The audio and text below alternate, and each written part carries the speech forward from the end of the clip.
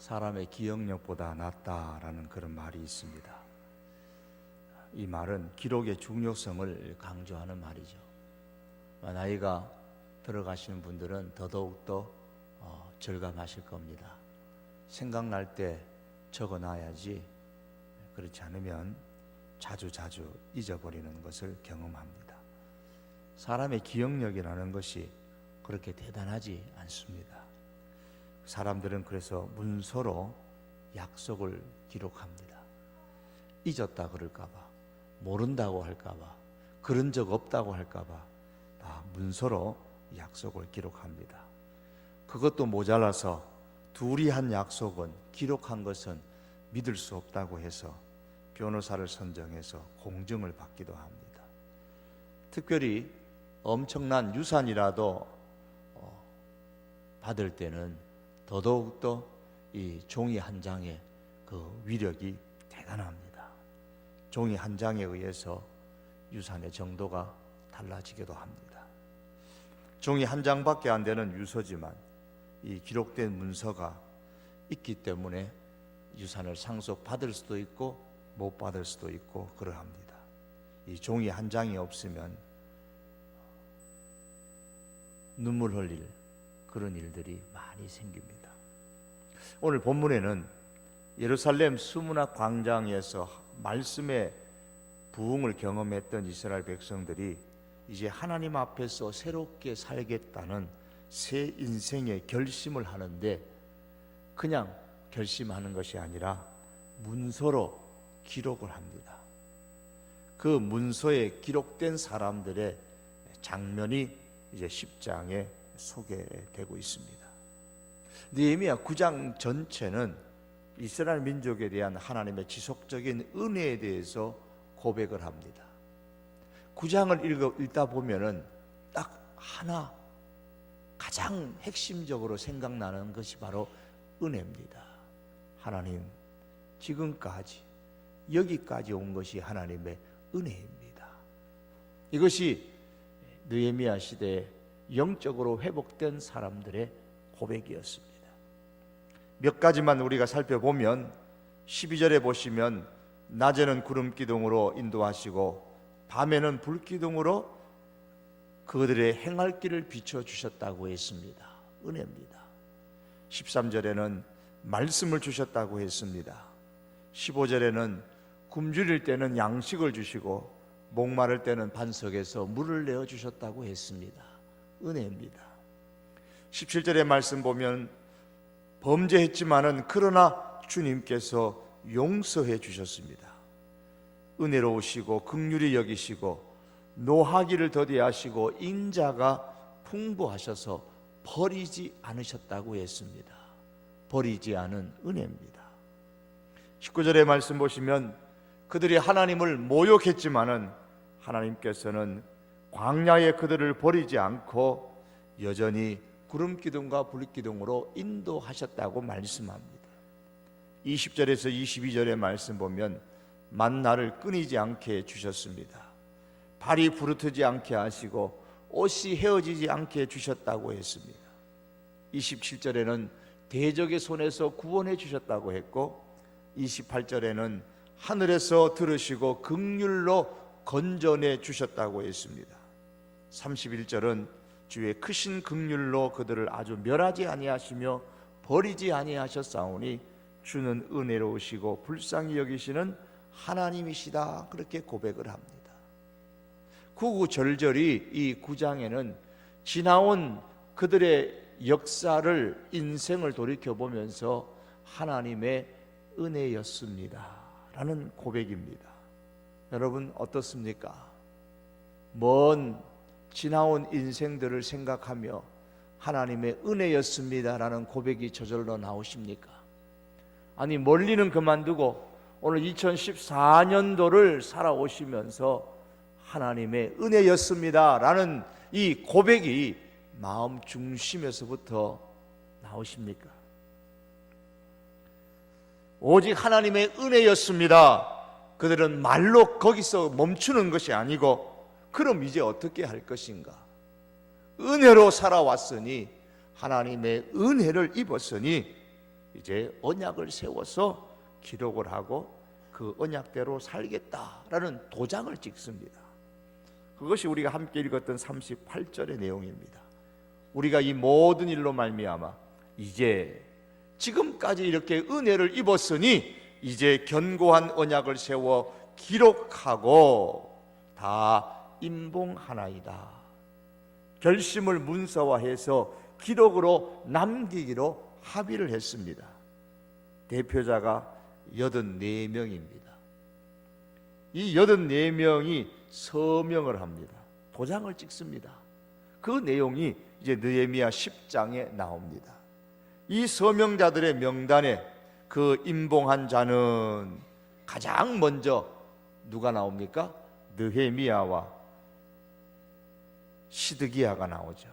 시드기야는 부총독이었던지 아니면 느헤미야 총독의 비서실장이었던지 어쨌든 이 느헤미야와 시드기야가 먼저 서명을 합니다.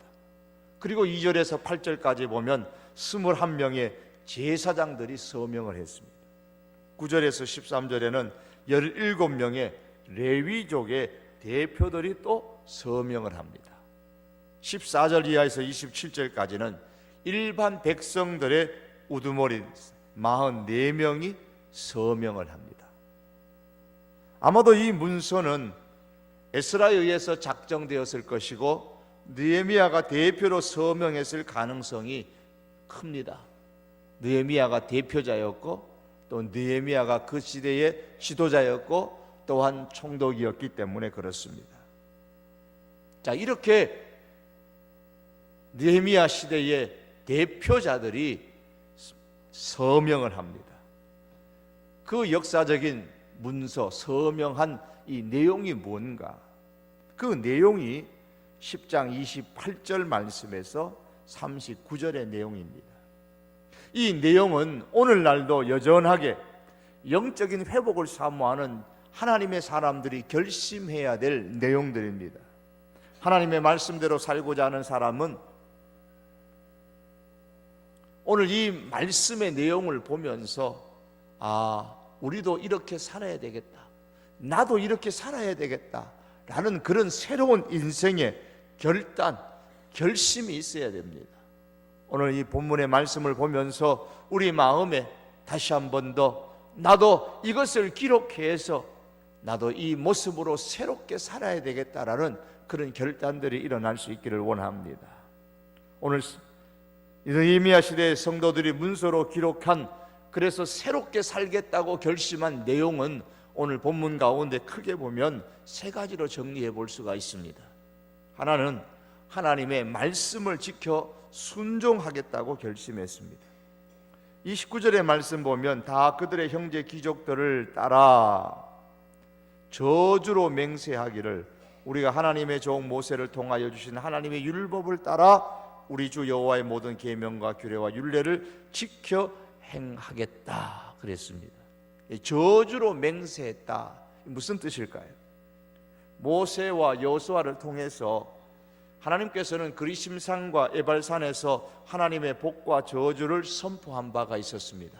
모세에게 그렇게 하라고 했고 여호수아는 그 말 그대로 가나안 땅에 들어가서 그리심산과 에발산에 가서 하나님의 저주의 말씀과 축복의 말씀을 선포했을 때에 백성들이 다 아멘으로 그렇게 맹세를 했습니다.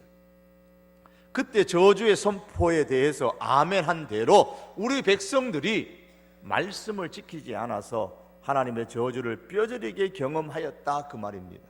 그러나 이제부터는 하나님의 축복의 말씀에 따라 그 말씀을 잘 지켜 하나님의 복을 받는 백성이 되겠다라는 그런 결심입니다. 영적인 회복은 하나님의 말씀으로 되돌아가는 겁니다.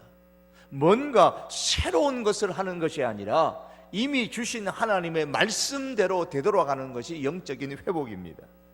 이스라엘은 하나님의 말씀으로 다시 돌아가서 그 말씀대로 살겠다고 결심을 합니다.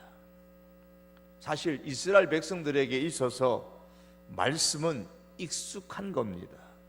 태어날 때부터 하나님의 말씀을 들으면서 자랐습니다. 친해지면 무례해진다라는 말이 있습니다. 사람이 이게 허물없이 너무 친해지다 보면은 이렇게 그 예의에 벗어난 말이나 행동을 서슴없이 할 가능성이 많습니다. 이와 마찬가지로 말씀에 익숙해지면 무관심해지기가 쉽습니다. 오늘 새벽 말씀에서 가장 제 마음에 부딪힌 말씀 중에 하나는 이스마엘이나 하나님 앞에 살기를 원하나이다 라고 했던 아브라함의 말입니다. 이스마엘이나 하나님 앞에 살기를 원하나이다. 하나님께서 아브라함에게 사라를 통해 아들을 주시겠다고 하셨는데 아브라함이 웃으면서 했던 이야기입니다. 하나님 앞에서, 하나님, 이스마엘이나 하나님 앞에 살기를 원합니다. 이 말씀이 자꾸 제 머리에, 제 마음에 맴도옵니다. 하나님은 여러 차례 아브라함에게 아들을 주시겠다고 말씀을 하셨습니다. 역시 이날도 하나님께서 나타나셔서 아브라함에게 나는 전능한 하나님이다, 사라를 통해서 아들을 주겠다, 그렇게 말씀하셨습니다. 아들을 주시겠다는 이 말씀을 아브라함은 하나님으로부터 지금 여러 차례 들었습니다. 여러 번 듣다 보니까 익숙해졌습니다. 사실 이건 엄청난 축복의 말인데도 불구하고 익숙하다 보니까 또 들어야 되나? 그걸 듣고서 웃음이 나오는 겁니다. 하나님의 말씀을 아브라함이 가볍게 여긴 겁니다. 우습게 여긴 거예요. 이스마엘이 잘 크는데 13살 예쁘게 재롱 피우면서 크는데 아브라함의 아들이잖아요. 내가 뭘 더 아들을 바라겠냐고. 이 현실이면 만족하지. 그래서 현실에 안주하면서 그 현실의 안주도 하나님께서 원하지 않는 현실인데도 그 현실에 안주하면서 하나님의 말씀에 익숙한 그 말씀을 아주 가볍게 여기고 있습니다. 하나님의 말씀을 지켜 순종하겠습니다 라고 했던 느헤미야 시대 사람들의 그 결심이 여러분 우리들의 귀에 그리 심각한 말씀으로 들리지 않으신지요? 어쩌면 오늘 우리들에게 이 말씀이 가볍게 들릴 수도 있을 겁니다.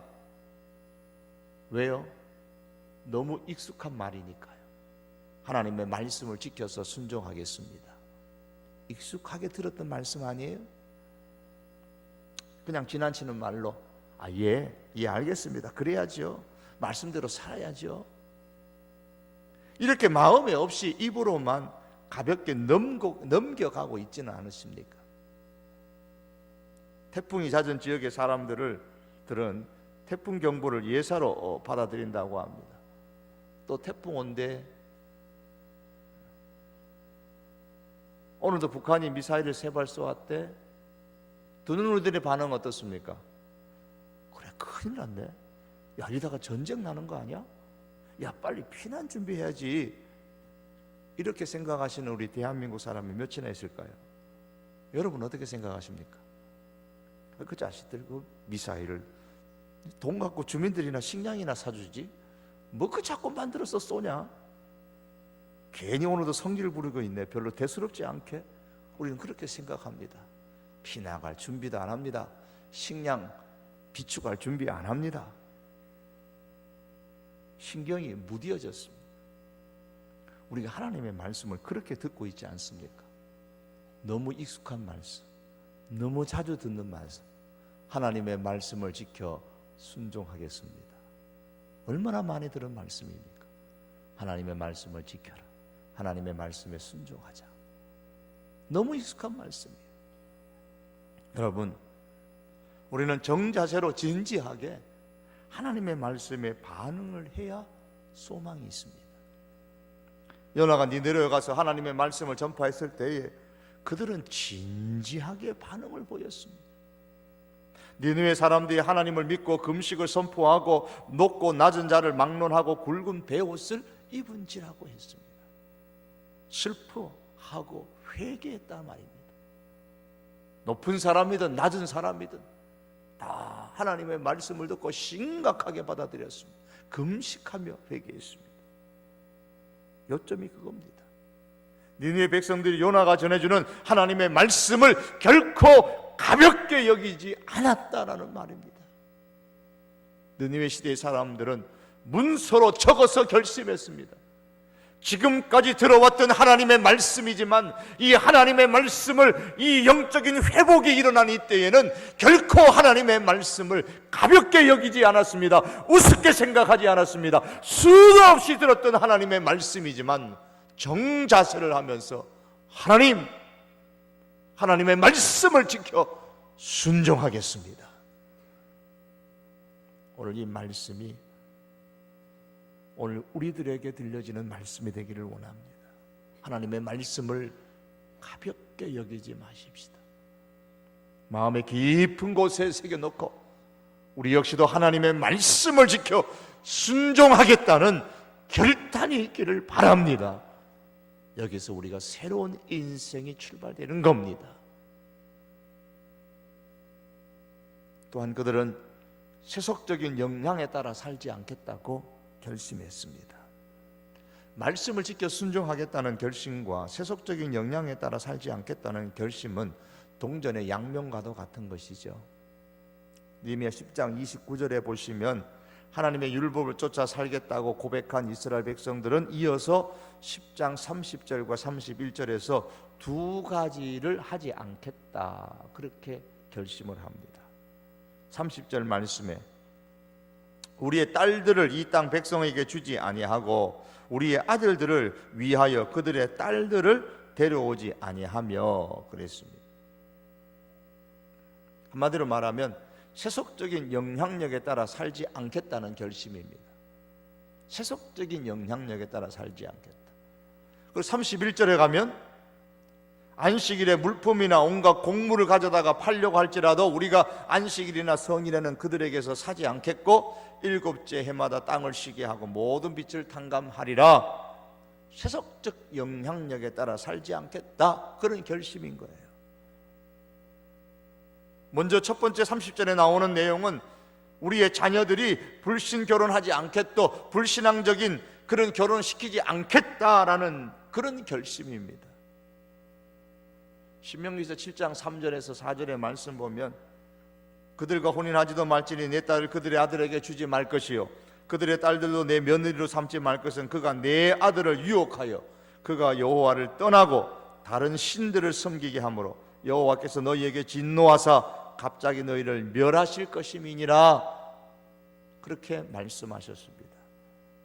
유혹하여서 하나님을 믿지 못하게 한다고 했습니다. 이것이 솔로몬 왕이 무너지게 된 원인이고 이스라엘 나라가 둘로 쪼개어진 원인이기도 합니다. 우리가 불신자들과 접촉하지 않으면 인생을 살 수는 없겠지만은 우리에게 제된 영향을 끼칠 수 있는 이웃들과는 분명한 경계선을 가질 필요가 있습니다. 마치 새들이 내 머리 위로 날아다니는 것을 우리가 막을 필요도 없고 막을 수도 없겠지만 그러나 그 새가 내 머리 위에 앉는 것은 우리가 경계해야 되고 막을 수 있는 것처럼 세상과 우리의 관계도 그러합니다. 또한 10장 31절 말씀에서 안식일과 안식년을 범하지 않도록 결심하겠다고 했습니다. 안식일을 기억하여 거룩하게 지키라는 그 하나님의 십계명을 따라 살겠다는 결단입니다. 비단 오늘 이 시대는 이 불신 결혼이나 안식일, 안식년 문제나 이러한 것뿐만이 아니라 세속적인 영향이 우리 주변에 홍수처럼 밀려오고 있습니다. 요즘에 급속도로 번져지고 있는 것 가운데 하나가 동성연애입니다. 동성끼리 부관계를 맺습니다. 불과 몇 주 전에 미국 기독 학생의 IVF 많이 들어보셨죠? IVF 기독 학생회입니다. 선교단체, 대학 선교단체입니다. 미국 기독 학생회가 미국 캘리포니아 주립대학 19개 캠퍼스에서 캘리포니아 그 대학교에서 캠퍼스에서 퇴출되었습니다. 쫓겨났습니다. 기독 학생회가. 이유인즉슨 학교 당국이 인정하는 동성애자들도 리더 자격에 넣어야 한다는 거예요. 다시 말하면 동성연애자들도 IVF의 간 리더로 그렇게 세워야 된다는 겁니다. 그렇게 세우지 않으면 차별금지법과 상충된다는 거예요. 차별금지법. 그래서 우리는 그렇게 못하겠다. 동성연애자들을 우리 이 IVF의 신앙인의 그 리더로 세울 수 없다. 그럼 너희들은 차별한 거니까 그만둬라. 기독 학생을 학교에서 쫓아내버렸습니다. 이것이 지금 대학생 선교회와 교회들의 현실입니다. 얼마 전에 우리나라에서도 차별금지법이 국회의원이 발의에 의해 가지고 이 문제에 대해서 굉장히 시끄러웠습니다. 우리나라에서도 이 차별금지법이 대두된 거예요. 어떤 사람은 차별금지법이 통과되어도 교회가 망하지 않는다고 했습니다. 예, 맞는 말입니다. 차별금지법이 어떻게 교회를 망하게 하겠습니까? 요한계시록 말씀에 의하면 교회는 망하지 않습니다. 반드시 결국에는 승리합니다. 그러나 이 차별금지법은 교회와 성도들을 더욱 핍박하는 도구가 되는 것은 자명합니다.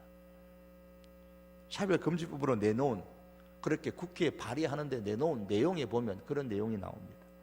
차별의 사유가 될 수 있는 요소를 성별, 장애, 병력, 나이, 언어, 출신, 국가, 쭉 내려가다가 종교, 좀 내려가면 사상 또는 정치적 의견, 성적 지향, 성정체성, 이런 것을 차별해서는 안 된다. 이런 것에 의해서 사람을 차별해서는 안 된다, 그 말입니다. 그게 차별금지법의 내용입니다. 종교를 가지고 사람을 차별하지 말라, 그거는 맞는데, 그러나 그러다 보면 이제 전도나 선교하기가 힘들어지게 됩니다. 어떤 사상을 가지고 사람을 차별하지 말라, 남북으로 나뉘어지는 우리나라 상황 속에서는 참 힘듭니다. 성적 지향이나 성정체성, 동성연애 하더라도 그거 가지고 차별하지 말라는 겁니다. 예, 사람 그 자체는 차별하지 않죠. 하지만 그런 동성연애자들을 교회 안에 목사로 세우고 기독 학생회 캠퍼스 안에서 리더로 세우고 책임자로 세우고, 그렇게 되면 어떻게 됩니까? 지금은 미국에서도 여러 교단에서도 지금 동성연애자 목사가 생기고 인정을 하고 있습니다. 세속적인 영향은 물밀듯이 아주 강력하게 지금 교회를 향해서 밀려오고 있고, 교회는 두 손 두 발 다 들고 받아들이는 그런 상황 속에 있습니다. 한국교회가 버티고 있는데 언제까지 버틸는지는 모르겠습니다. 언제까지 버틸 힘이 있을는지 모르겠습니다. 이 차별금지법이 통과된 미국 캘리포니아 주에서도 대학교에서 이 법에 따라서 기독교 선교단체에서 동성애자들을 리더로 받는 것을 금지한다, 그 이유로 말미암아 참 차별한다고, 사람 차별한다고 대학생 선교단체를 학교에서 퇴출시켜버린 겁니다. 차별금지법이 통과되면 이런 일들은 우리 대학교와 우리 사회에서도 그대로 현실로 나타나게 될 것입니다. 이단이나 등등의 많은 문제들이 발생합니다. 십수년 전만 하더라도, 꼭 신앙인이 아니라 하더라도 윤리와 도덕이 어느 정도 가정을 지켜주는 역할을 했었습니다. 이제는 그것마저도 다 무너지고 있습니다. 가정은 깨어지고 집단적인 이기주의에 마약이나 어떤 성인 포르노나 도박이나 자살이나 사교 집단이나 이해되지 않는 그런 현상들이 가정을 병들게 만들고 사람의 마음을 병들게 만들고 우리의 영혼을 병들게 만들고 있습니다. 사람들은 제각기 자기 편한 대로, 자기 보기에 옳은 대로 그렇게 생각하고 생활 방식을 합리화시키고 체계화시키면서 그렇게 살아가고 있습니다. 파괴 문화가 예술과 문화라는 가면을 쓰고 민주주의와 평등주의의 가면을 쓰고 마치 인간이 어디까지 무너질 수 있는가를 실험이나 하듯이 세상과 교회와 우리를 무너뜨리려고 지금 물밀듯이 밀려오고 있습니다. 그런 시대를 우리가 살아가고 있습니다.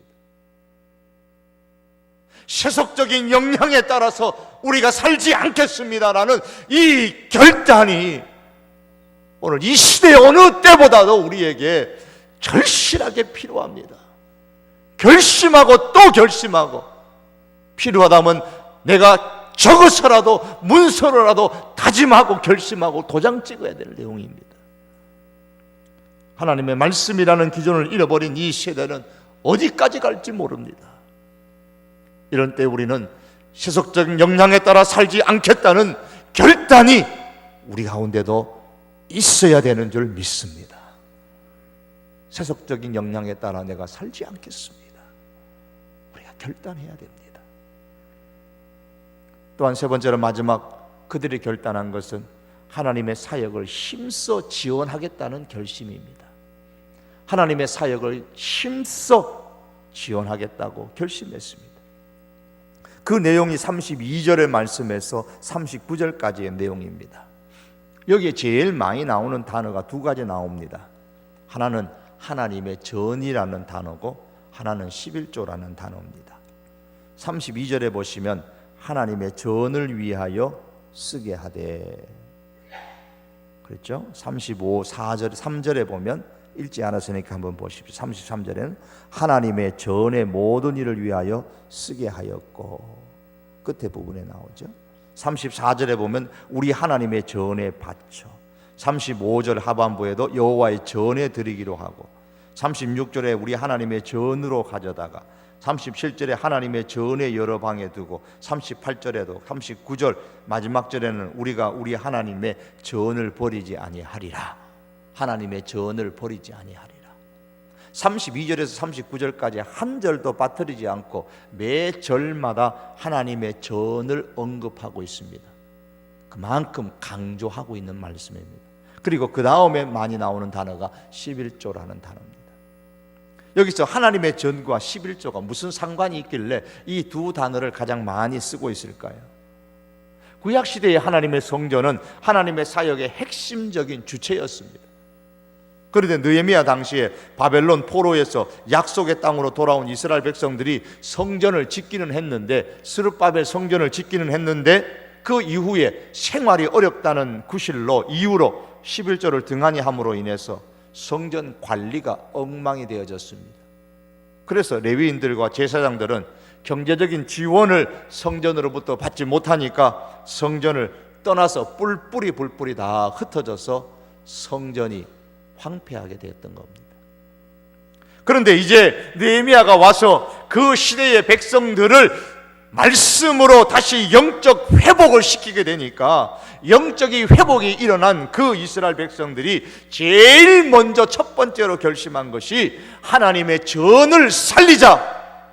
하나님의 전을 살리자. 우리가 하나님의 전을 버리지 말자라는 이 마음이 이신점신 모든 느헤미야 시대 백성들의 마음이 되었습니다. 그럼 하나님의 전을 살리려면 어떻게 해야 되느냐? 그래서 그들에게 당면한 문제가 11조였습니다. 35절에 보면 해마다 우리 토지 소산의 만물과 각종 과목의 첫 열매를 여호와의 전에 드리기로 하였고, 토지 소산의 만물과 각종 과목의 첫 열매를 하나님의 전에 드리겠다고 한 것은 삶의 여유가 갑자기 생겼기 때문에 그렇게 하겠다는 말씀이 아닙니다.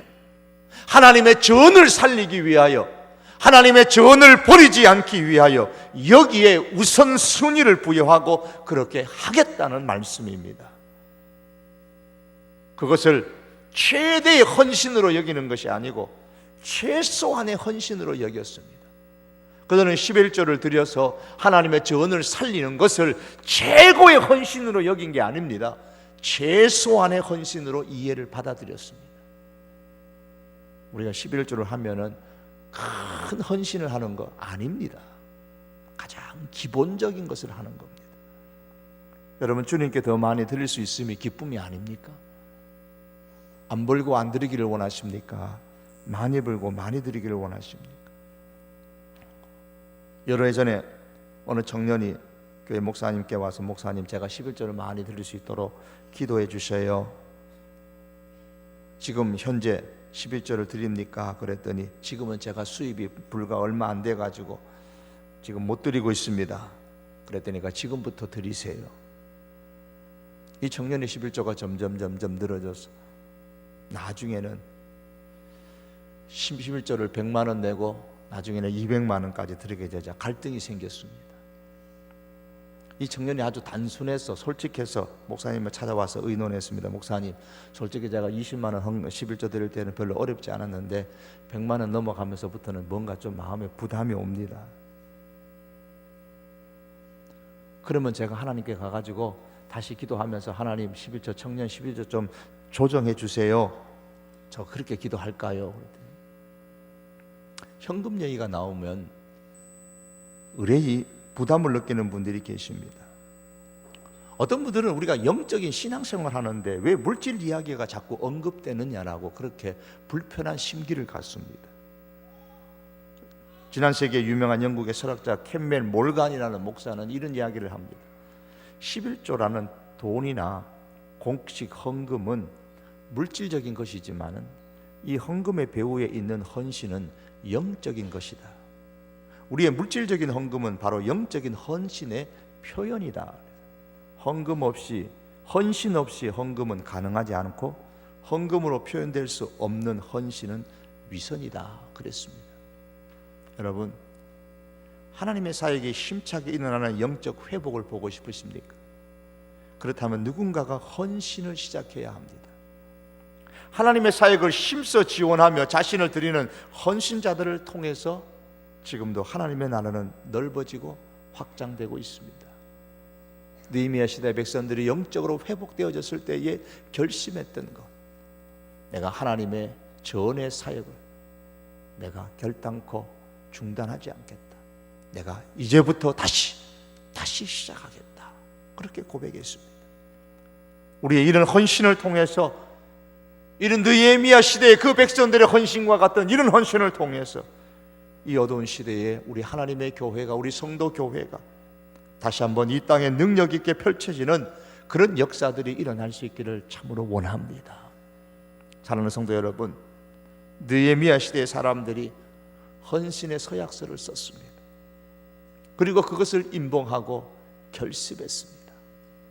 우리들도 이런 헌신 서약서를 내 마음속으로 쓰든지 아니면 내가 집에 가서 정말 써서 붙여놓든지, 그러면서 다시 한번 결심하면서 새로운 인생을 살아가십시다.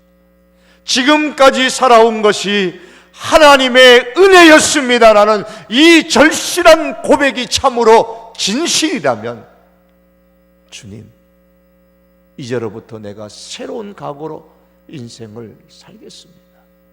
하나님의 말씀을 지켜 순종하며 살겠습니다.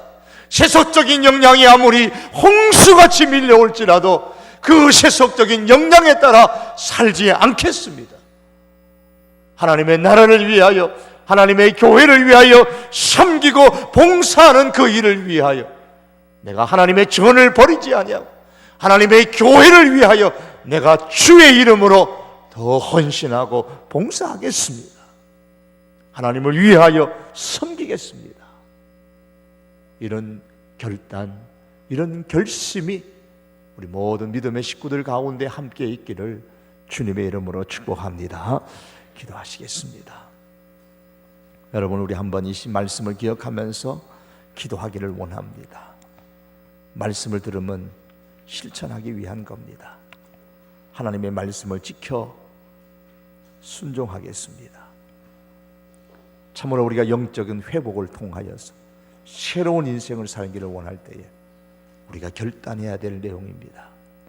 우리가 늘 듣는 말씀이지만 이 하나님의 말씀을 가볍게 지나치지 말고 하나님의 말씀을 지켜 순종하겠습니다.